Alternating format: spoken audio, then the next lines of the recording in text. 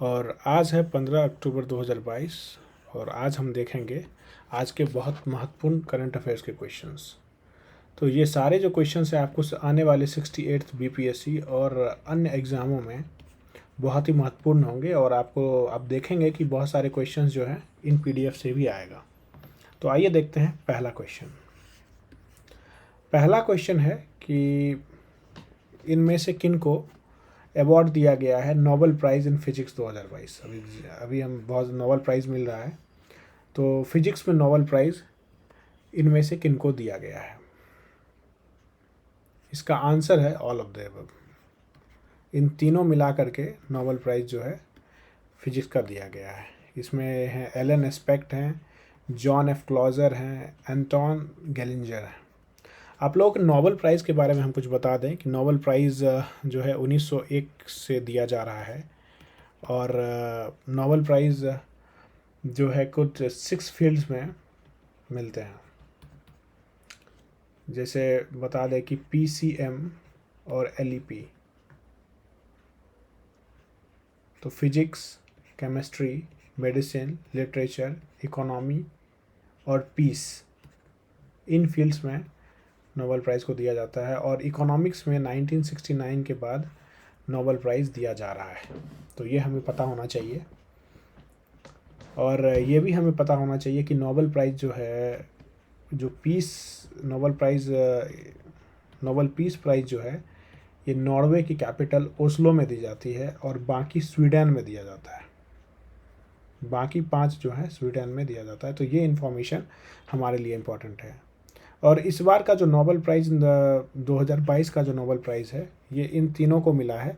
ये नाम थोड़े से याद करने में मुश्किल हो सकते हैं, इसीलिए मैं आपको ट्रिक बताऊंगा, तो आप इसको याद कर सकते हैं। जॉन एंट और एलन का ले लेके, तो जॉन एंट ले। अगर इस तरह से आप कुछ भी निमोनिक्स बनाए तो आपको ये याद हो जाएगा। तो अब आगे और देखते हैं कि ये जो दिए जाते हैं, royal Swedish academy of sciences ने अनाउंस किया गया है, इनको अनाउंस किया गया है। और एलन स्पेक्ट जो है ये फ्रांस से हैं, जॉन एफ क्लॉजर यूएसए से हैं और ये एंटन जेलिंगर जो हैं ये ऑस्ट्रिया के हैं। तो इनका सिटीजनशिप भी पूछता है कि कौन कहाँ से हैं। और इनको दिया गया है वर्क ऑन क्वांटम मैकेनिक्स।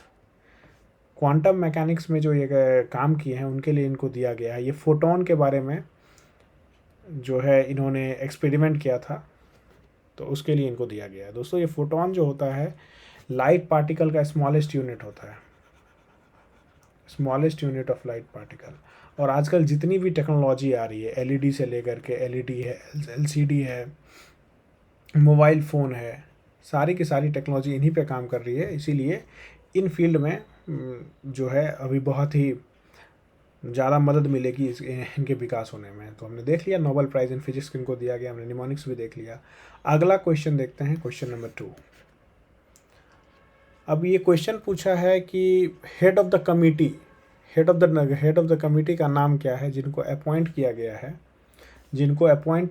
गया है, ये जानने के लिए कि जो एससी हैं, शेड्यूल कास्ट स्टेट, जो दलित्स हैं जो अपना रिलीजन चेंज कर लिए हैं, क्या उनको एससी कैटेगरी में रखा जाए कि नहीं। हमें बता दें कि ये दलित जो हिंदू रिलीजन के होते हैं, जो हिंदू रिलीजन के, हिंदू, सिख और बुद्धिज़्म के होते हैं, उनको ऑलरेडी एससी कैटेगरी में रखा जाता है। मगर अगर कोई दलित है जो हिंदू, क्रिश्चियन या बुद्धिज़्म में कन्वर्ट नहीं हुआ है, मान लीजिए कोई दलित अगर मुस्लिम में कन्वर्ट हो गया या कोई और रिलीजन में कन्वर्ट हो गया, तो क्या उनको शेड्यूल्ड कास्ट स्टेटस दिया जाएगा कि नहीं, उसके लिए एक कमेटी गठित की गई है। उस कमेटी के हेड कौन है? तो उसके हेड हैं के बालकृष्णन। उसके हेड हैं के बालकृष्णन। तो आइए देखते हैं। यूनियन गवर्नमेंट ने 3 मेंबर कमेटी की गठित की है और जिसके हेड हैं के बालकृष्णन, और ये जो है former chief justice of India भी हैं। 3 मेंबर की कमेटी के 2 मेंबर में है रिटायर्ड आईएएस हैं डॉक्टर रविंदर कुमार जैन, और दूसरे यूजीसी मेंबर हैं सुषमा यादव। तो इनका यही काम है कि जो वैसे दलित जो अपना रिलीजन चेंज कर लिए हैं बाकी अदर देन हिंदू, बुद्धिज़्म और सिखिज़्म को छोड़ करके, जैसे वो इस्लाम धर्म, जूइश धर्म किए हैं, तो उनको एससी स्टेटस दिया जाएगा कि नहीं, ये इस कमेटी का काम है जानना। और एक ये कॉन्स्टिट्यूशन ऑर्डर 1950 के अनुसार कोई आदमी जो रिलीजन चेंज किया है इसके अलावा, हिंदुइज्म, सिखिज़्म, बुद्धिज़्म के अलावा, उनको शेड्यूल कास्ट स्टेटस नहीं देगा, कोई दलित को नहीं दिया जाएगा। तो इसके लिए ही ये के बालकृष्णन की जो कमेटी है वो बैठाई गई है। नेक्स्ट क्वेश्चन देखते हैं, recently who has won Astana open tennis tournament. ये अस्थाना ओपन टेनिस टूर्नामेंट किसने जीता है? ये अस्थाना के बारे में जानते हैं। ये जो है कैपिटल है कजाकिस्तान की, और इसकी कैपिटल पहले बनाई गई थी नूर सुल्तान बनाई गई थी, मगर फिर से इसको चेंज कर दिया है अस्ताना से। और ये अस्ताना ओपन जो होता है अक्टूबर के महीने में ही होता है, अस्ताना ओपन। तो किसने जीता है? तो इसका आंसर होगा नोवाक जोकोविच।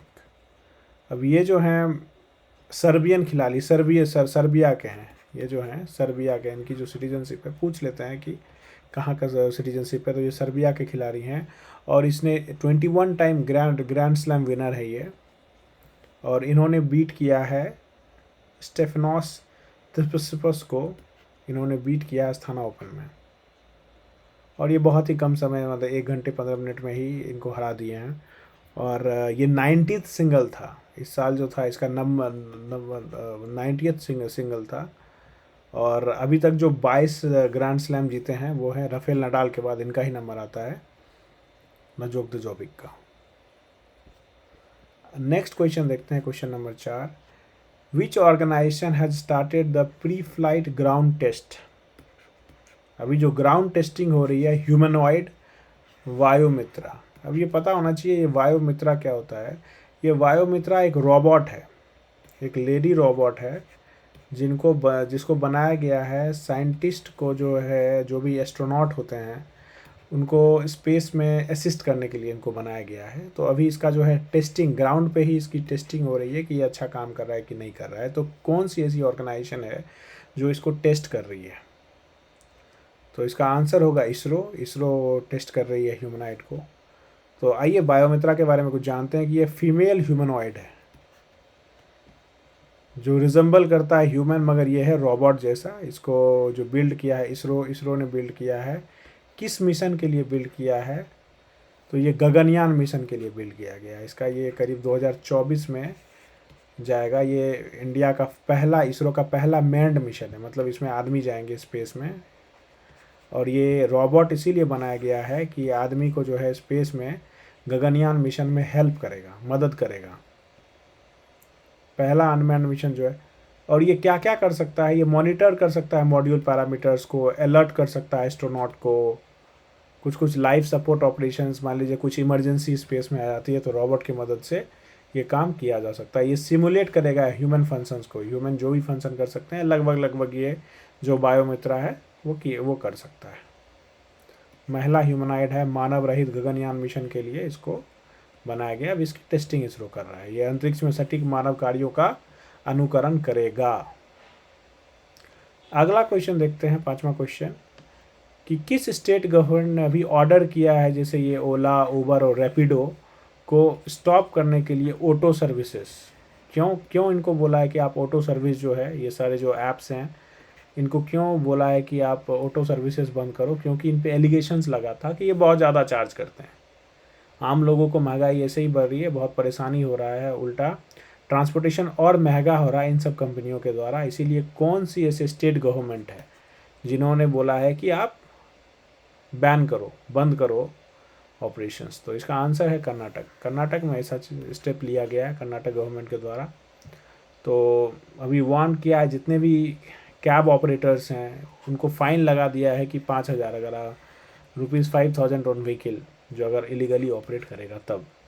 तो एक्शंस जो है ऑटो रिक्शा वालों पे नहीं लगाया जाएगा, मगर इन फर्म पे ही एक्शंस लिया जाएगा। अगर कोई भी अवैध रूप से संचालित करेंगे तो 5,000 रुपया का जुर्माना लगाया जाएगा और ऑटो रिक्शा के खिलाफ कोई कार्रवाई नहीं की जाएगी। केवल एकत्र मात करने वाली फर्मों यानी कि ओला, उबर और इनसे ही ये जो है फाइन वसूला जाएगा। अगला क्वेश्चन देखते हैं, क्वेश्चन नंबर 6 कि किस मिनिस्ट्री के द्वारा स्वच्छ टॉयकथॉन का आयोजन किया गया है।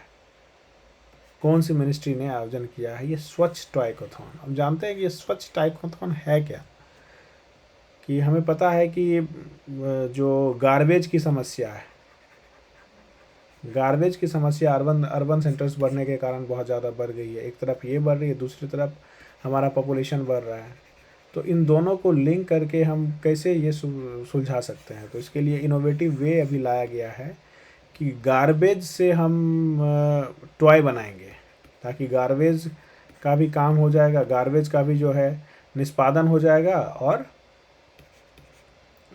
और ये बच्चों को जो है इनोवेशन भी और ये भी मिल जाएगा। इसीलिए पुट वेस्ट टू प्ले स्वच्छ भारत मिशन का अर्बन इनिशिएटिव है ये टॉयकथॉन। तो ये किस मिनिस्ट्री के द्वारा ऑर्गेनाइज किया गया है? ये किया गया है ministry of housing and urban affair के द्वारा। ये मिनिस्ट्री है हाउसिंग एंड अर्बन अफेयर ने लॉन्च किया है। किसके अंदर? स्वच्छ अमृत महोत्सव के अंदर। ये पूछ लेगा किसके अंदर लॉन्च किया गया है, स्वच्छ अमृत महोत्सव के अंदर। तो ये बेसिकली है क्या, नेशनल लेवल कंपटीशन है। ये कंपटीशन है जिसमें एक्सप्लोर करेंगे सॉल्यूशन फॉर जो जितने भी वेस्ट हैं the creation of manufacturing of toys. तो ये उद्देश्य खिलौना का निर्माण या निर्माण का कचरों का उपयोग करने के लिए समाधान, मतलब कचरों का उपयोग करके खिलौना कैसे बनाएंगे, यही इसका मेन एम है। तो अभी यहाँ जो महुआ जो है, ये आपको अर्बन अफेयर्स के जो सेक्रेटरी हैं मनोज जोशी हैं, इसको माई गवर्नमेंट पोर्टल पे लॉन्च किया गया है। हमें ये भी पता होना चाहिए, ये भी पूछ लेता है कि सेकेंड फेज ऑफ स्वच्छ भारत मिशन कब लॉन्च किया गया था। बीपीएससी 67th बीपीएससी में भी क्वेश्चन था कि सेकेंड फेज ऑफ स्कीम पूछा जाता है, कोई स्कीम है, बड़े बड़े स्कीम्स है, उसको सेकेंड फेज कब स्टार्ट किया गया था। तो ये पूछ लिया था। सेकेंड फेज ऑफ स्वच्छ भारत मिशन 1 अक्टूबर 2021 को लॉन्च किया गया था ऑनरेबल प्राइम मिनिस्टर के द्वारा। और इसका विज़न क्या था कि गार्बेज फ्री सिटीज़ बाय 2026 तक जो है कचरे मुक्त जो सिटीज़ जो होंगे कचरा मुक्त होंगे, ये टारगेट है। पूछ लेगा कि गार्बेज फ्री सिटीज़ कब होगा। आप लोग सॉल्यूशंस भी बड़े ध्यान से पढ़ें, क्योंकि सॉल्यूशन से भी बहुत सारे क्वेश्चंस बनते हैं और वो आ सकते हैं। नेक्स्ट क्वेश्चन देखते हैं, क्वेश्चन नंबर 7वां कि वेयर हैज़ ये चौथा हेली हब समिट बिन ऑर्गेनाइज्ड। चौथी हेली इंडिया शिखर सम्मेलन 2022 का उद्घाटन कहाँ किया गया। अब ये हेली हब मतलब क्या, यहाँ से क्या पता चलता है कि हेलीकॉप्टर्स के बारे में होगा। तो हेलीकॉप्टर्स को अभी जो है ज़्यादा से ज़्यादा अवेलेबल कराने के लिए, ज़्यादा से ज़्यादा एसेसिबल बनाने के लिए समिट लाया गया था। समिट हुआ था, अभी कहाँ पे हुआ था?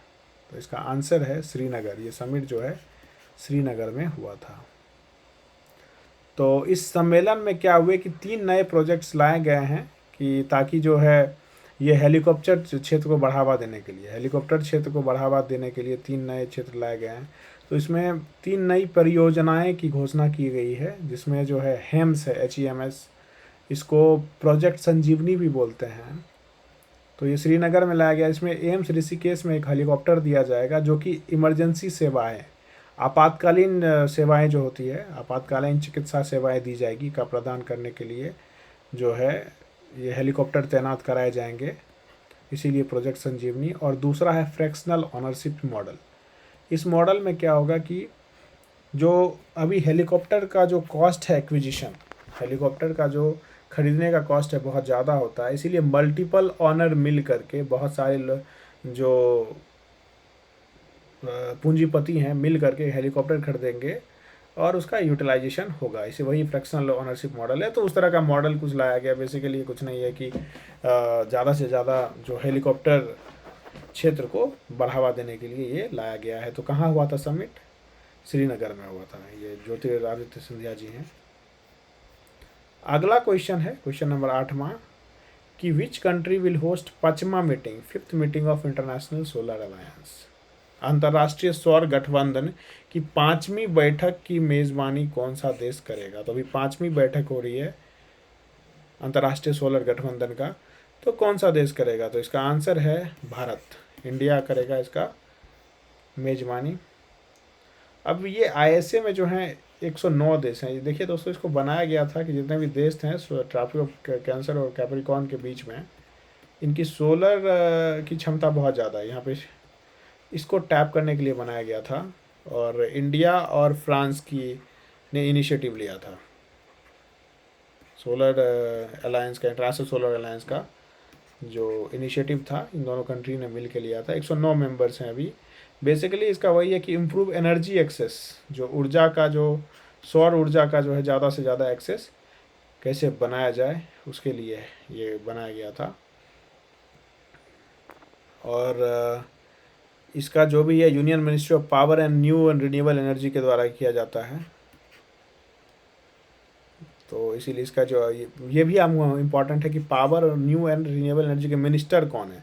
श्री RK सिंह। अभी माइनॉरिटी 67th BPSC में का जो री एग्ज़ाम हुआ था, उसमें माइनॉरिटी अफेयर्स के मिनिस्टर कौन है वो पूछा था। इसका आंसर स्मृति ईरानी है। तो वो मिनिस्ट्री वगैरह भी पूछ ले रहे हैं, तो ये पूछा जा सकता है कि पावर और न्यू एंड रिन्यूएबल एनर्जी के मिनिस्टर RK सिंह हैं। और हेडक्वार्टर कहाँ है ISA का? ये गुरुग्राम हरियाणा में इसका हेडक्वार्टर है। नम्मा क्वेश्चन है कि when is the world site day 2022 observed? ये विश्व दृष्टि दिवस 2022 कब मनाया जाता है? किस डेट को विश्व दृष्टि दिवस मनाया जाता है? 13 अक्टूबर को दृष्टि दिवस मनाया जाता है। और ये सेकेंड थर्सडे ऑफ अक्टूबर, मतलब ये 13 तारीख को मनाया जाता है। इसका क्या उद्देश्य क्या है? कि जागरूकता बढ़ाने के लिए कि दृष्टि की हानि, दृष्टि का देखभाल और आंखों से संबंधित अन्य मुद्दों के बारे में जागरूकता बढ़ाने के लिए ये दिवस मनाया जाता है। और कोई भी दिन होगा, डे होगा, उसका थीम बड़ा इंपॉर्टेंट होता है। थीम पूछता है, इसका थीम है लव योर आइज। इस साल का जो थीम है लव योर आइज है। आज का लास्ट क्वेश्चन देखते हैं कि in the 36th national game maximum number of medals has been won by whom? 36 राष्ट्रीय खेलों में सर्वाधिक पदक जितने किसके द्वारा जीते गए हैं? अभी नेशनल गेम 36 नेशनल गेम चल रहा है और ये गुजरात में चल रहा है। गुजरात इसकी मेज़बानी पहली बार कर रहा है। तो सबसे ज़्यादा मेडल किसके द्वारा जीते गए हैं? तो सबसे ज़्यादा मेडल जो है सर्विसेज कैटेगरी में, ये सर्विसेज के द्वारा जीते गए हैं। 61 गोल्ड, 35 सिल्वर है, 32 है, टोटल 108 जो है ये है सबसे ज़्यादा जो है मेडल इस कैटेगरी में ही जीते गए हैं। तो इसकी जो नेशनल गेम था ये गुजरात ने इसका होस्ट किया था पहली बार। और 36 एडिशन था। इसमें टोटल टीम की जो थी, जो भाग लिए थे, 37 टीम ने इसमें भाग लिए थे। और टीम इतनी थी। और 37th जो नेशनल गेम्स होगा वो गोवा में होगा। और कुछ इम्पोर्टेंट फैक्ट्स जो एग्ज़ाम में अक्सर आ जाते हैं कि ये इसकी जो इंडियन ओलंपिक एसोसिएशन जो था 1927 में फाउंड की गई थी। उसका हेडक्वार्टर जो है नई दिल्ली में है। इसके अध्यक्ष कौन हैं? आदिल सुमड़ीवाला और राजीव मेहता जो हैं इसके सेक्रेटरी हैं।